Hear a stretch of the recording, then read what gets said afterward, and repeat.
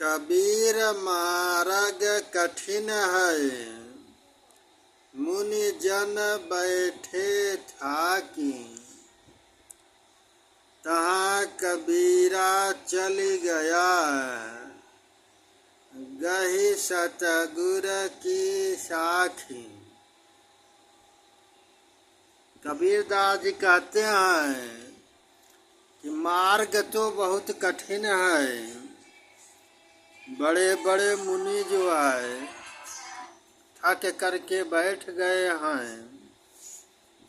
कबीरदास जी कहते हैं कि मैं तो वहाँ चल दिया हूँ और उस अच्छे गुरु ने जो हमको साक्ष्य, जो प्रमाण, जो सबूत बताया है, उसी दिशा में मैं चल दिया हूँ।